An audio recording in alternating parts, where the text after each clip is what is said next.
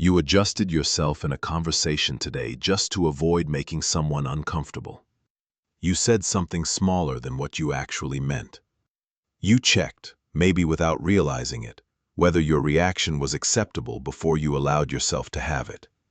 And afterward, somewhere beneath the surface of the interaction, there was a tiredness that had nothing to do with the conversation itself. A tiredness that has been accumulating for much longer than today.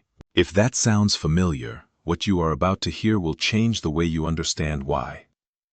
Carl Jung spent decades studying people who were functioning perfectly well by every external measure, people who were liked, capable, socially skilled, but who carried inside them a specific and nameless exhaustion that rest could not touch. He identified what was producing it with precision. The center of their life had migrated outside of them. The authority to determine what they felt, what they valued, what they allowed themselves to want. It no longer lived in them. It lived in the reactions of others, in the approval that arrived and the silence that did not, in the compliment that lifted the entire day and the ambiguous look that quietly unsettled it, in the continuous below-conscious monitoring of how they were being perceived by people whose perception they had quietly granted the power to define them. Jung called this living by the external gaze, and he believed it was one of the most quietly devastating things a human being could do to themselves. Not because it looks dramatic from the outside. It does not look dramatic at all. It looks like being considerate, like reading the room, like the reasonable adjustment any mature adult makes when moving through the world alongside other people. But beneath that reasonable surface, something is happening that most people never fully register until the cost of it has become impossible to ignore. This video is about what happens when you finally turn inward. Not as a rebellion, not as a declaration, as the quiet, necessary, deeply personal act of returning to yourself. And what Jung observed, across decades of clinical practice, is that when a person genuinely makes this return, everything around them changes. Not because the world changes, because the person meeting the world has finally changed. To understand why turning inward is so difficult, you have to understand the precise mechanism by which the external orientation became the default. Because no one chooses this consciously. No one decides at some identifiable moment to hand over the authority for their inner life to the reactions of others. It happens gradually, through accumulation, through the repeated experience of a very simple equation that the nervous system learned early and has been applying ever since. Approval equals safety. Disapproval equals threat. In childhood, this equation was not metaphorical. The approval of caregivers was genuinely linked to actual safety, to the presence of warmth, resources, protection from harm. And the disapproval of caregivers carried genuine consequences that a child had no framework to navigate independently. So the nervous system did what nervous systems do. It adapted. It developed, with extraordinary efficiency, a sensitivity to external signals, to the micro-expressions, the tones of voice, the shifts in energy that indicated whether approval was present or at risk. It learned to read the room before the room had fully assembled itself. And it learned to adjust, to soften what was too sharp, to suppress what was too much, to present whatever version of the self seemed most likely to produce safety in this particular moment with these particular people. This was not weakness. This was survival intelligence, operating exactly as it was designed to operate. The problem Jung identified was not that this adaptation occurred, it was that for most people, it never stopped. The conditions that made it necessary, the genuine childhood dependency on specific people's approval for actual safety, ceased to exist at some point. But the adaptation remained, running automatically, below consciousness, continuing to treat every social interaction as though it carried the same stakes as the original environment that produced it. And so the adult who appears confident, capable, and socially at ease is simultaneously running, beneath every interaction, a system calibrated for a child who needed something very different from what the adult actually needs now. Jung called this state living by the collective map, moving through life not by reference to any internal compass, but by continuous reference to what the surrounding environment seems to require. Not because the person lacks intelligence or self-awareness, but because the internal compass, the genuine sense of one's own center, one's own values, one's own direction that does not depend on external confirmation, was never fully developed, was never given the space and safety required to develop. Because developing it requires a quality of internal attention that the external orientation was continuously consuming. The structure Jung called the persona sits at the heart of this pattern. And understanding it precisely, not as a metaphor, but as a genuine psychological mechanism, changes how you see almost everything that follows. The persona is the social mask. Not in the negative sense of something deliberately deceptive, constructed to hide a hidden self. In the more neutral, more accurate sense of the set of characteristics, behaviors, and presentations that a person develops over time in response to what their environment consistently rewarded. Every human being has a persona. Every human being develops, through the normal process of social learning, a set of ways of presenting themselves that produce the outcomes they need from the social world. The persona is not pathological, it is necessary. The problem begins at a very specific threshold, the threshold where the persona stops being a tool the person uses and starts being an identity the person inhabits, where the mask stops being something you put on to navigate particular contexts and starts being what you believe yourself to be, where the question "who am I" gets answered not by reference to anything internal, but by reference to the role that has been receiving the most consistent social reinforcement. And this threshold, Jung observed, is crossed so gradually that most people never notice the crossing. Because the persona is comfortable, not comfortable in the sense of feeling good. Many people whose lives are organized entirely around the persona are experiencing a persistent, low-level discomfort that they cannot quite name, but comfortable in the sense of familiar. The persona knows what is expected of it. It knows how to perform in any given situation. It knows which version of the self to produce for which audience. And this knowledge, however exhausting to maintain, however hollow it sometimes feels, provides a kind of navigational certainty that genuine selfhood, with all its ambiguity and unfinished edges, does not. Because genuine selfhood asks questions the persona never has to ask. What do I actually want here, independent of what will be well received? What do I genuinely feel, before I have processed it through the filter of how it will land? What would I choose, if approval were not a variable in the equation? The persona never has to ask these questions, and so the person who has been living inside the persona for long enough loses, gradually and without any single dramatic moment of loss, the capacity to answer them. Not because the answers do not exist, because the habit of asking has atrophied from disuse. Jung identified something in the people who carried this particular form of exhaustion. The exhaustion not of failure, but of success at the wrong thing, that he found both consistent and profoundly important. Beneath the functioning, beneath the performing, beneath the careful management of how they were perceived, there was a quality of inner life that had essentially been put on hold. Waiting.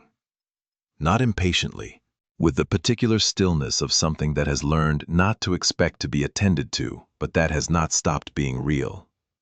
Genuine preferences that had been suppressed because they were inconvenient for the persona. Genuine reactions that had been managed into something more presentable before they could be fully felt. Genuine values that had been subordinated, one small concession at a time, to the priority of maintaining an image that would continue to be received well. And the accumulation of these suppressions, across years, sometimes across decades, produced something Jung recognized immediately. Alienation. Not in the dramatic sense of feeling estranged from society, in the more precise and more insidious sense of feeling subtly estranged from your own inner experience. Of being present in your own life but not quite inhabiting it.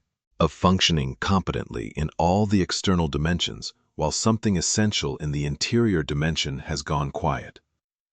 Jung was careful about how he described this state. He did not treat it as pathology, he treated it as information.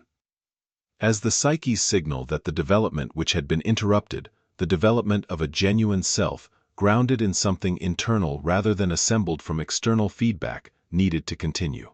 That the exhaustion was not a problem to be solved. It was an invitation. to turn inward. For what might be the first time in a very long time, turning inward, as Jung understood it, begins with a specific act of noticing. Not a dramatic act, not a crisis, not the moment where everything falls apart and forces a reckoning. Simply the moment where you notice what you have been doing. Where the automatic calculation, how will this be received? What version of me is required here? What do I need to suppress or adjust to maintain the image? Becomes visible for the first time as a calculation, rather than simply as thinking. This noticing changes something. Not immediately, not completely, not in a way that produces any visible external result. But internally, something shifts. A small gap opens between the habitual response and the moment of producing it. And in that gap, that fraction of awareness between the stimulus and the automatic performance, something becomes possible that was not possible before. The question of whether to proceed with the habitual response, or whether, in this specific moment, to do something different. To speak from what is actually true, rather than from what will be well received.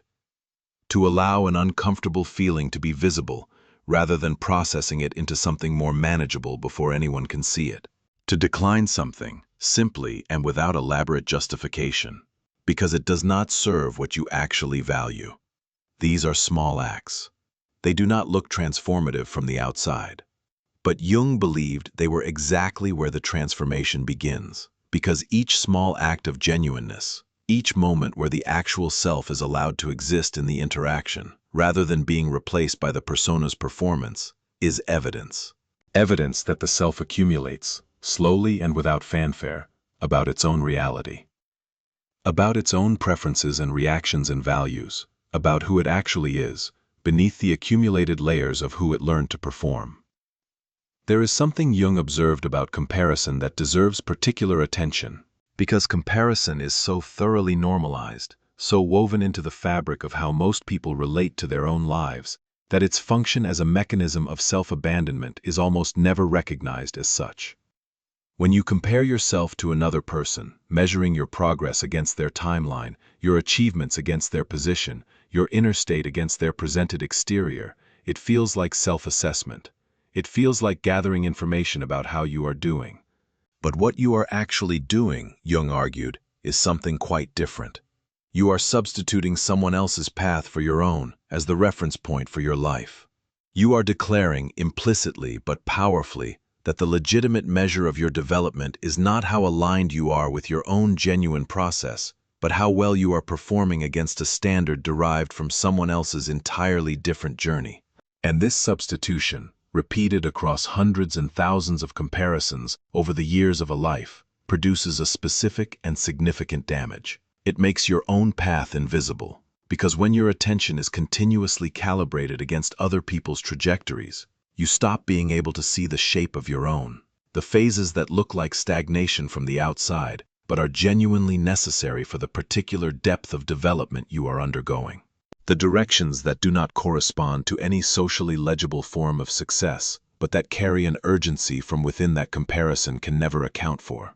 The timing that is genuinely yours, not behind anyone else's, not ahead of anyone else's, simply moving at the pace that your particular psychological development actually requires.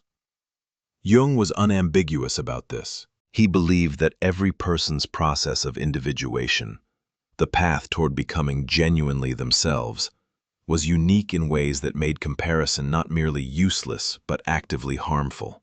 Not because other people's journeys were irrelevant, but because using them as the measure for your own guaranteed that your own would remain unseen.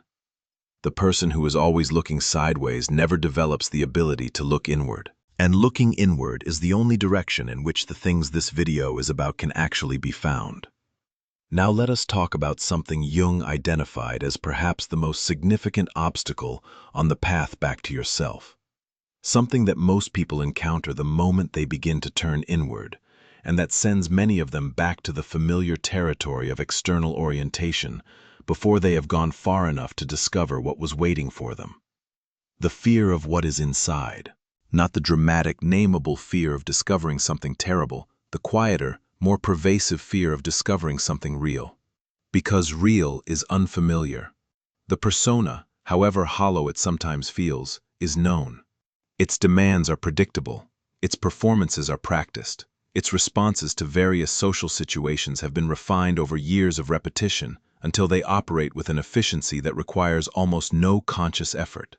But the genuine self, the self beneath the persona, the one that has been waiting with that particular patient stillness, is not known in the same way. It has preferences that were never given room to develop fully, reactions that were managed before they could be felt completely, directions that were suppressed before they could become clear. And turning toward this unknown interior, after years of orienting entirely outward, produces a specific quality of discomfort that Jung recognized as almost universal in the early stages of genuine inward turning. Not the discomfort of finding something wrong, the discomfort of stillness itself, of the absence of the continuous external stimulation that had been filling the space where genuine inner life was supposed to live. Of sitting with yourself long enough that the questions the persona never asked begin to surface, and finding that you do not yet know how to answer them. Jung was clear about what this discomfort means. It is not a signal that something has gone wrong, it is a signal that something is beginning to go right. For the first time in a very long time, there is a specific kind of quiet that becomes available when you begin to genuinely turn inward. Not the quiet of isolation, not the quiet of withdrawal from life, the quiet of a person who has stopped running a continuous background process that was consuming enormous amounts of energy without their full awareness. The process of monitoring, of adjusting, of calculating, of managing the ongoing project of how they are being perceived and whether that perception is adequate and what adjustments might be required to bring it closer to adequate. When that process begins to slow, even partially, even imperfectly, something becomes available in the space it was occupying. Not immediately clarity, not immediately peace, but something more fundamental than either of those. Room. Room for the actual self to begin making itself known. Jung believed this room, this interior space created by the gradual withdrawal of attention from the external gaze, was not a luxury. It was a necessity, not for a particular kind of person, with a particular kind of temperament. For any human being who wanted to live from a center that was genuinely theirs rather than assembled from the continuous feedback of their social environment. And he observed, with the patience of someone who had watched this process unfold across hundreds of individuals, that what began to emerge in that room was rarely what people expected. They expected to find either clarity or emptiness, either the sudden revelation of who they truly were, or the terrifying discovery that there was nothing there beneath the persona. What they found instead was something quieter and more gradual than either, the beginning of a conversation with themselves that had been interrupted a very long time ago. Jung introduced a concept that becomes essential at this point in the journey. He called it projection, and while the word has become familiar enough in popular psychology to feel like common knowledge, what Jung meant by it, the specific mechanism he was describing, is more precise and more personally relevant than most people realize when they first encounter it. Projection, as Jung understood it, is what happens when inner content that cannot be consciously acknowledged gets experienced as though it were located in the external world. When a feeling, a belief, a quality, something that is genuinely part of your own psychological material, becomes intolerable to recognize as yours, the psyche does something ingenious and problematic simultaneously. It relocates the experience. It assigns it to something outside you, to another person, to a social environment, to the world in general. And then you experience it as coming from out there rather than from within. This mechanism is most visible in its dramatic forms. The person who is convinced that everyone around them is judging them, when the judgment is primarily coming from within themselves. The person who experiences other people as perpetually threatening, when the aggression they are responding to is primarily their own, unacknowledged. But Jung was more interested in its quieter, more pervasive forms. The continuous, low-level experience of the external world as the source of your psychological states. The sense that how you feel depends primarily on what is happening around you, rather than on what is happening within you. The experience of other people's reactions as having genuine authority over your sense of your own worth. All of these, Jung argued, are projection operating in its ordinary, everyday form. And what they have in common is this. Every experience that is located outside rather than inside represents a portion of your psychological energy that is no longer available to you. Energy that is flowing outward, toward the management of external perceptions, toward the monitoring of others' reactions, toward the continuous project of maintaining an image in the social world, is energy that is not available for the internal life that needs it. Jung called this psychic energy, and he was precise about what its misallocation costs.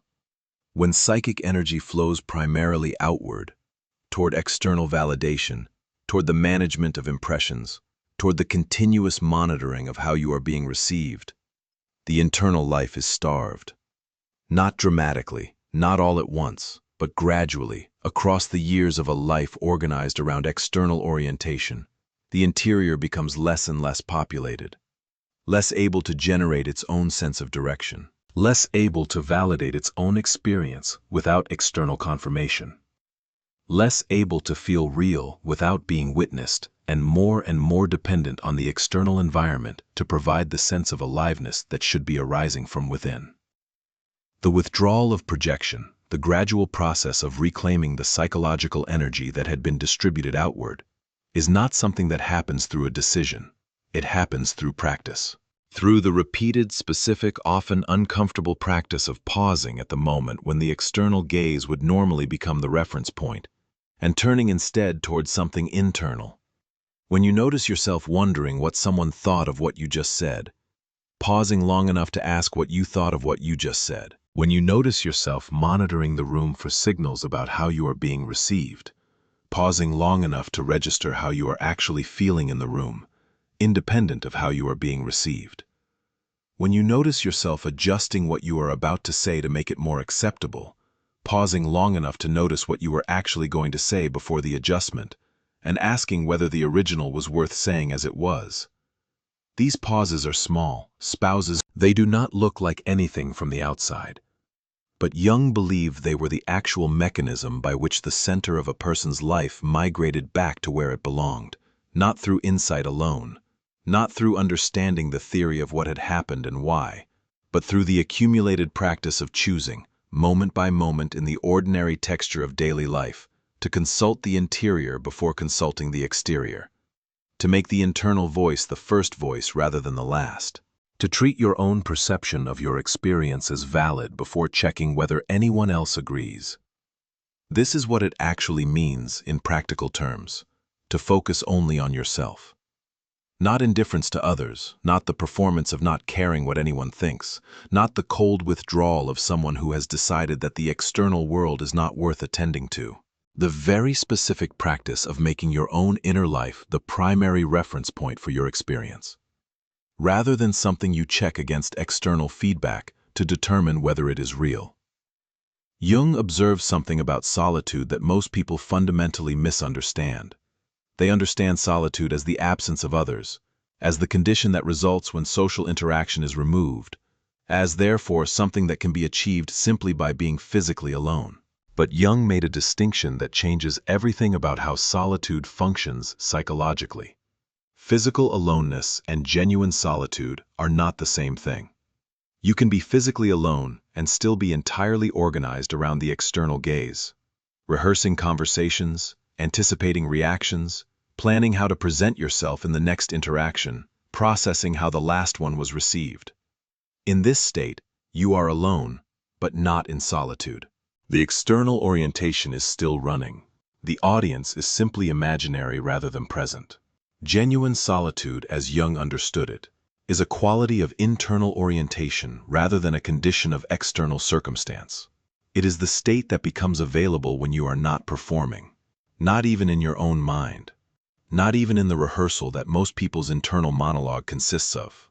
When you are simply present with your own experience as it actually is, without the layer of management and adjustment and anticipation that the externally oriented mind applies to everything. This is extraordinarily difficult to achieve for people who have spent years in chronic external orientation, because the management layer has become so habitual, so automatic, so thoroughly integrated into how the mind operates, that simply deciding to stop it is not sufficient. It has to be allowed to slow down through the gradual practice of turning attention inward rather than outward. Through noticing, repeatedly, when the mind is running its management processes and gently returning attention to the actual inner experience that is present. Not the anticipated experience of the next interaction, not the processed version of the last interaction, the actual experience, right now, in this moment, before it has been prepared for anyone else's consumption. Jung believed that the moments of genuine solitude that this practice produces, even brief, even imperfect, are among the most psychologically significant experiences available to a human being. Because they are the moments in which the self, freed from the project of managing its own presentation, is able to make itself known. In the form of a preference that surfaces without being checked against what would be acceptable. In the form of a reaction that is felt fully before being translated into something more manageable. In the form of a direction that becomes visible, not because it was chosen from a list of socially sanctioned options, but because something internal pointed toward it without being asked. These are small moments, but they are the moments in which genuine self-knowledge, not the constructed kind, not the kind assembled from other people's reflections, but the direct, first-person, lived kind, is actually available. What begins to change when this practice deepens is something that most people did not expect to change. Not their inner life only, their relationship with the external world. Jung observed this paradox consistently and found it one of the most significant aspects of the entire transformation. The person who turns inward, who gradually withdraws the energy that was flowing outward toward external validation and redirects it toward genuine self-knowledge, does not become less present in their interactions. They become more present, because the enormous amount of cognitive and emotional energy that was previously consumed by the management of external perception becomes available for something else. For genuine attention to the person in front of them. For actual interest in what is happening in an interaction rather than continuous monitoring of how the interaction is reflecting back on them. For the quality of presence that most people experience as rare and remarkable when they encounter it. The sense of being with someone who is actually there, actually listening, actually responding to what is present rather than managing an ongoing performance. This is the paradox Jung was pointing toward when he described what happens when you focus only on yourself. You become more genuinely available to others, not less, because you are no longer using the interaction primarily as a mirror in which to check your own reflection. You are meeting what is actually there, and meeting what is actually there with genuine attention from a stable internal center that does not need the interaction to provide its sense of worth, is the only foundation on which anything genuinely valuable in human relationship can be built. There is a final quality of the change Jung described that is worth naming carefully, because it is the one that most thoroughly contradicts what people expect when they first encounter the idea of focusing only on yourself. They expect that turning inward will make them less affected by the world, more protected, more distant from the ordinary friction of being alive alongside other people. What Jung observed instead was something different.